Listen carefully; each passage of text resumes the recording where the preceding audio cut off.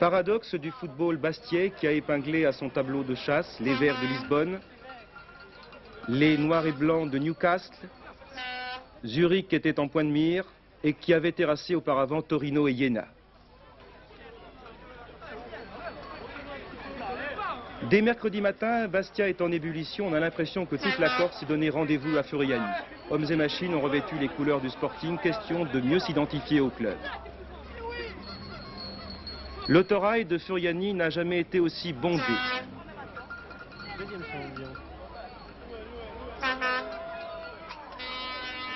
Quant aux guichets, ils sont déserts car la quasi-totalité des billets se sont enlevés le premier jour. L'atmosphère, elle, est brûlante, bien que l'on ait sorti les parapluies. Et l'on est venu de partout pour assister à l'événement. Certains ont même franchi la Grande Bleue.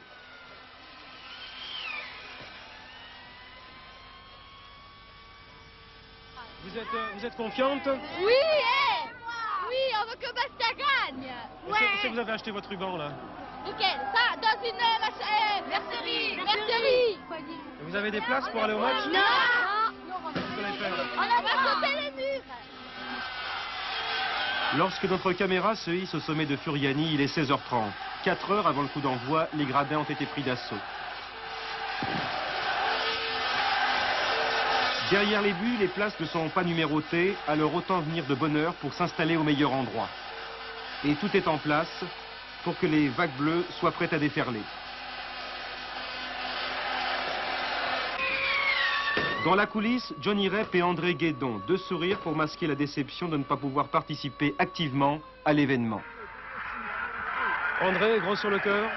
Ben oui, parce que c'est toujours difficile d'être sur le terrain, enfin sur le terrain mais sans jouer, alors qu'on a l'habitude d'être sur le terrain en jouant. Vous avez donné des conseils à votre remplaçant au poste, Jean-Louis Caz? Non, je pense pas qu'il ait besoin de conseils. En ce moment, il a surtout besoin de se concentrer pour le match et je crois qu'il fera bien son travail. Comment vous les trouvez? Ben, je crois qu'ils sont assez tendus, mais surtout conscients de l'importance de la tâche qu'ils auront à accomplir ce soir.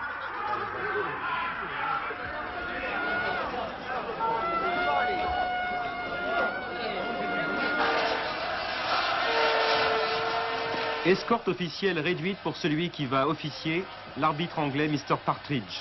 Ils arrivent un par un avant de faire bloc, André Burkhardt, Félix Lacuesta. Jean-François, que ressent-on là avec cette ambiance qui chauffe? Il est sûr que ce soir nous allons quand même avoir l'appui du public qui va nous encourager tout au long de la partie et nous sommes quand même très motivés. Félix Lacuesta, on dit que souvent avant un tel enjeu, les joueurs peuvent être tendus et vous semblez tous les deux assez souriants et décontractés. C'est cette ambiance là qui vous décontracte? Je crois que c'est une apparence parce que comme mon ami François et moi nous sommes très tendus. Je ne dirai pas beaucoup de choses, mais j'appréhende beaucoup ce match, mais je crois qu'on fera le maximum pour réaliser une performance ce soir.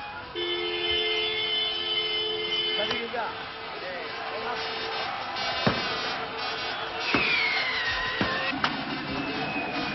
Les Suisses arrivent à Furiani, bien plus tard, presque au dernier moment. Sans doute pour échapper le plus longtemps possible à l'ambiance volcanique.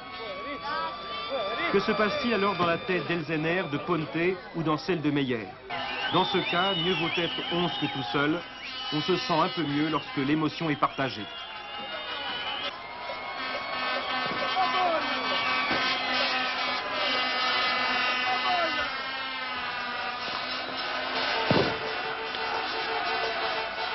La nuit est tombée, mais la température monte encore de quelques degrés. Un drapeau à la croix blanche sur la pelouse de Furiani, un affront, un acte de bravoure, mais le public corse a appris à recevoir. Une dernière répétition pour les chorales, les ténors peuvent maintenant entrer en scène.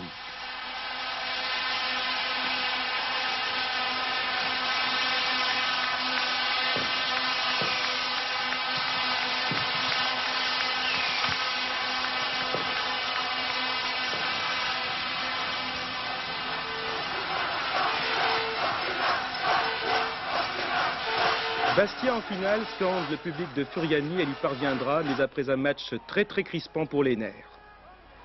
On commence avec Ossu, le tout dernier Bastiais, qui a pu transmettre à Jean-François Larios un relais avec son compère Lacuesta.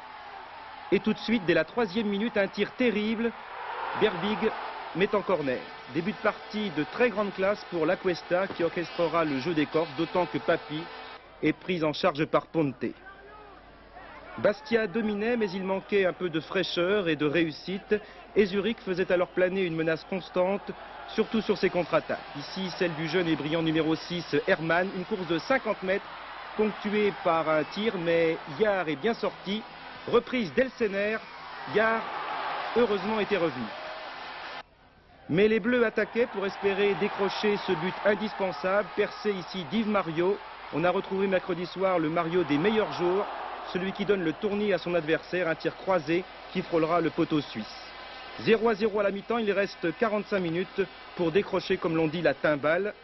Et c'est à 22 minutes de la fin que devait survenir la délivrance avec ce tir terrible qui va survenir à la suite de ce coup franc, un tir terrible de Papi.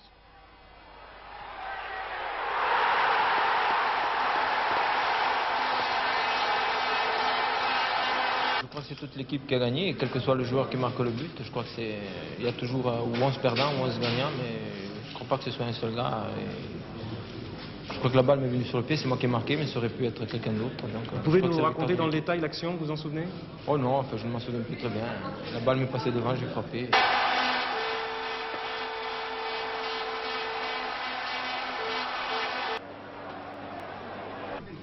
Que ressent-on, Pierrick, pour aller en finale? Une immense joie. Disons là, je ne réalise pas encore parce que le match vient de se finir. Et vraiment pour moi, c'est merveilleux. Il y a 4 mois, j'étais à Rennes. Et là, je suis arrivé à Bastia, j'ai fait les quarts de finale contre Iéna, les demi-finales contre Zurich. Et là, on arrive en finale et c'est vraiment merveilleux. C'est incroyable. Si on nous avait dit ça au début de la saison, aller en finale de la Coupe d'Europe, on n'aurait pas cru, quoi. C'est magnifique, surtout qu'au début de saison, on a attaqué la Coupe d'Europe pour le premier match. Pour nous, c'était une récompense. Et puis, on a battu Lisbonne, on s'est rendu compte qu'on pouvait faire aussi bien que n'importe quelle équipe. Je crois qu'on va réaliser la semaine prochaine, c'est bien finale. On verra ce que ça donnera. Je crois qu'on a bien mérité quand même. Je ne réalise pas encore. Je ne peux pas vous le dire. Ça, je le verrai dans 2 ou 3 jours. Quand j'aurai bien dormi, quand j'aurai bien reposé et tout. Nous ne nous attendions pas au début de saison à réaliser ces exploits. Nous sommes très heureux car nous sommes la 3e équipe à avoir réalisé cet exploit et j'espère qu'en finale nous réussirons mieux que Saint-Etienne et Reims. On a fait un match incroyable, épuisant, nerveusement surtout. Je suis très fatigué nerveusement, physiquement aussi bien sûr, mais je ne réalise pas encore ce qui nous arrive. Je réaliserai peut-être quand je serai tout seul à la maison. Disons que moi-même je suis content et je crois que je suis content aussi pour tous les spectateurs qui étaient là ce soir et j'espère que la finale se jouera à Bastia et que comme ça ils seront récompensés. Ouais, c'est la première fois que je joue la Coupe d'Europe et je reçois en finale, je sais pas. Bien sûr, c'est quand même un rêve pour nous, pour tous les joueurs de Bastia et pour les Corses et pour le football français, je crois. Disons qu'aujourd'hui, je suis vraiment content d'arriver quand même en finale. Je crois que c'est surtout demain matin au lever qu'on va réaliser, qu'on va savourer pleinement cette qualification. Actuellement, on est pris dans les interviews, dans les micros, dans les caméras, alors on ne réalise pas encore tellement bien. Et je crois que c'est surtout extraordinaire pour tous ces Corses qui ont toujours cru et qui sont récompensés par ce match ce soir et cette finale qui est maintenant qui est là et qu'on va jouer. Après s'être dépensé de la voix sur les gradins, les supporters bastiais vont donner de l'avertisseur durant toute la nuit. Et autour de la place Saint-Nicolas, c'est la fête, un concert de klaxons et de pétards. Beaucoup voudraient que ce ne soit là qu'une simple répétition avant de recommencer à l'issue d'Eindhoven.